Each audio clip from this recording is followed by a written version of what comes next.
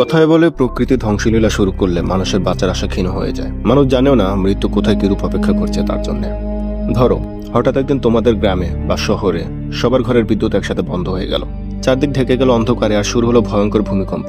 এদিক ওদিক যেদিকে তাকাচ্ছ চারিদিকে শুধু বাড়িঘর ধ্বংস হয়ে পড়ছে। ঠিক এমনই একটা ঘটনা ঘটে যায়, আর একটা শহরের 34 তলা বিল্ডিং এ আটকে পড়ে এসব মানুষগুলো।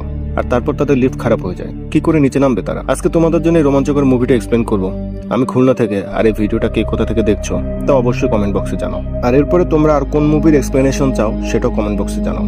তাহলে চলো রোমাঞ্চকর এই মুভিটার এক্সপ্লেন করা যায়। এই তো গত বছর মে মাসের তারিখটা ছিল 6। বিপদ তো বলে কই আসে না, সেদিনও তার ব্যতিক্রম হয়নি। উত্তর নরওয়ের একটা সুন্দর মনোরম গ্রামকে দেখানো হয়, আর সেই গ্রামে আশ্রে পড়ে বিশাল একটা সুনামি। এই সুনামির কারণ ছিল একটা ছোট ভূমিধস, আর এই সুনামির জন্য মারা যায় 280-র উপরে মানুষ।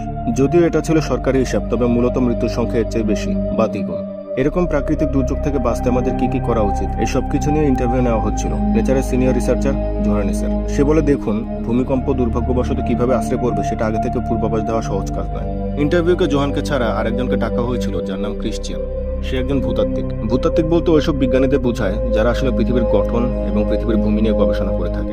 ইন্টারভিউর পরে আমাদের 3 বছর পরে দেখানো হয়, আর এই 3 বছর পর ক্রিশ্চিয়ানের জীবন অনেকটাই পাল্টে যায়। তার স্ত্রী তাকে ডিভোর্স দিয়েছে। সে তার ছেলে সান্দ্রে এবং মেয়ে জুলিয়াকে নিয়ে অসলোতে বসবাস করে। ক্রিশ্চিয়ানের মেয়ে জুলিয়ার অনেকদিন হয়ে গেল সে তার বাবাকে দেখেনি, তাই সে করেঙ্গোতে ক্রিশ্চিয়ানের সাথে দেখা করতে যায়। ক্রিশ্চিয়ান সে তার মেয়েকে বাড়ি নিয়ে আসে।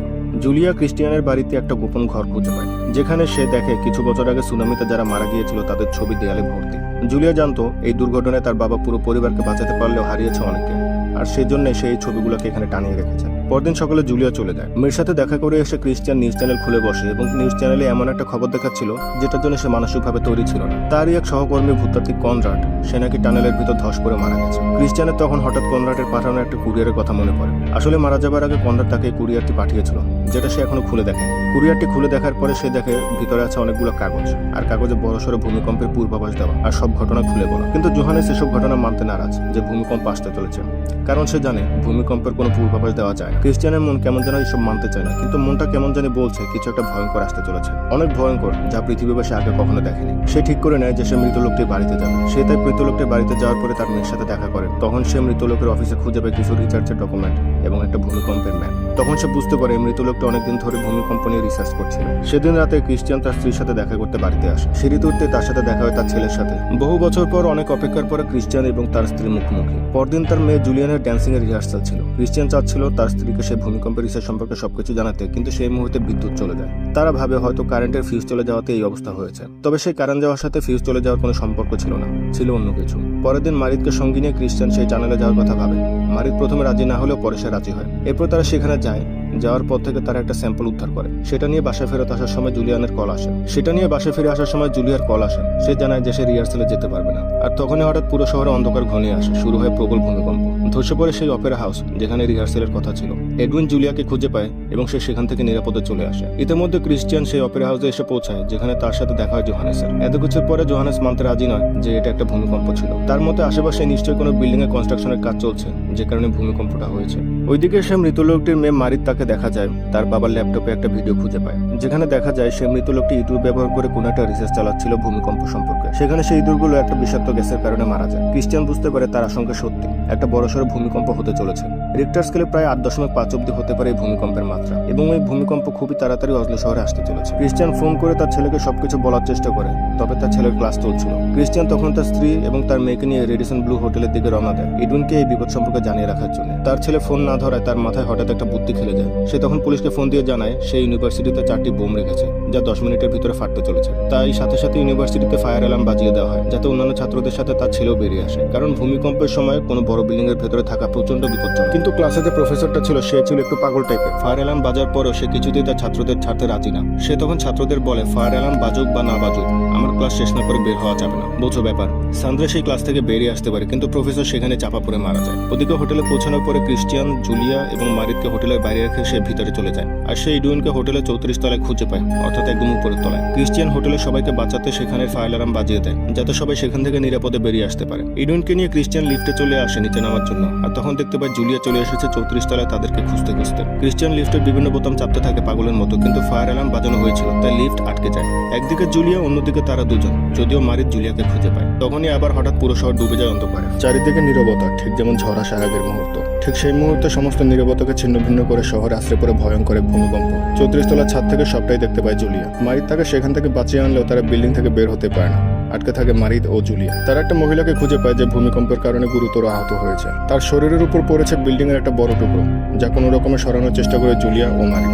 ওদিকে দেখা যায় তারা এখনো লিফটে ভেসে আছে ক্রিশ্চিয়ান ও ইডুইন। তারা লিফট থেকে নিচে পড়ে যায়, কিন্তু ভাগ্যক্রমে তারা মাঝপথে আটকে যায়। কিছুক্ষণ পর তাদের জ্ঞান ফিরে আসে। ইডুইন লিফটের ইমার্জেন্সি জানালাটা খুলে সেখান থেকে উপরে উঠতে আসতে থাকে। তার সাথে থাকে ক্রিশ্চিয়ান। তারা কোনো রকমে লিফটের মাথার উপরে উঠে আসে। সেখানে এসে তারা মই দিয়ে বেয়ে বেয়ে আরো উপরে উঠতে থাকে। একসময় বিল্ডিং এর একটা দিক পুরোপুরি ধসে যেতে থাকে। মারিদ এবং জুলিয়া চেষ্টা করলেও সেই মহিলাকে বাঁচাতে পারে না। খুব বাজেভাবে ধ্বংস হতে থাকে বিশাল এই রেডিসন ব্লু হোটেল। প্রতি মুহূর্তে মৃত্যুর সাথে লড়াই করতে থাকে জুলিয়া, মারিদ ও ক্রিশ্চিয়ানরা। ভূমিকম্পের আফটার শকের আসার সময়। আফটার শক কাকে বলে? ভূমিকম্প একবার প্রবলভাবে হয়ে যাওয়ার পর সেই কম্পনটা আবার ফিরে আসে কিছুক্ষণ পরে। তবে সেই কম্পনটা আগের কম্পন থেকে একটু কম হয়। এটাকে আফটার শক বলে। এই আফটার শকের সময় পড়ে থাকা ধ্বংসাবশেষের সাথে পা লেগে চোট লেগে যায় ইডুইনের। একটা খোলা লিফটের কাছে এসে তারা দেখে সেখানে একটা ছেঁড়া কেবল তার। সেই তার দিয়ে তারা কোনো রকমে বের হতে থাকে। ক্রিশ্চিয়ান সফলভাবে বেরিয়ে আসতে পারে লিফটের ভিতর থেকে, কিন্তু এমন সময় আবার কারেন্ট চলে যাওয়ায় লিফটের উপরের অংশটা ভেঙে পড়ে আর সেখানে মারা যায় ইডুইন।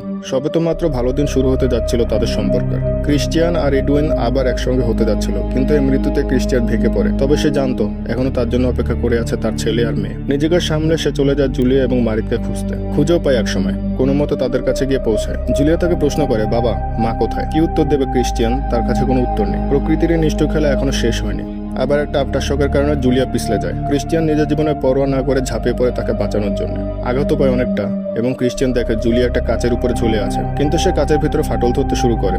এমন সময় কাজটা ভেঙে যায় আর ক্রিশ্চিয়ান লাফ দিয়ে জুলিয়াকে বাঁচিয়ে নেয়।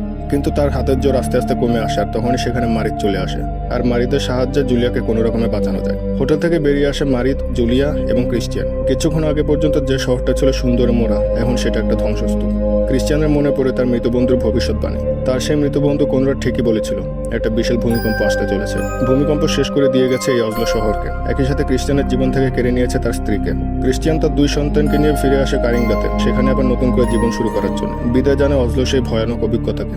শেষে দেখানো হয় আজ পর্বতমালার উত্তরে সবচেয়ে বেশি ভূমিকম্প ঘটে নরওয়েতে। বিজ্ঞানীদের মতে ভবিষ্যতে আরো একটা ভূমিকম্প হতে চলেছে, কিন্তু কবে হবে তা কেউ জানে না। আর মুভিটাকে এখানে শেষ করা হয়। আর এই ছিল আজকের ভিডিও কেমন লাগলো সবাই কমেন্ট বক্সে জানাবে। দেখা হবে আবার পরের ভিডিওতে। ততদিন তোমরা সবাই খুব ভালো থেকো।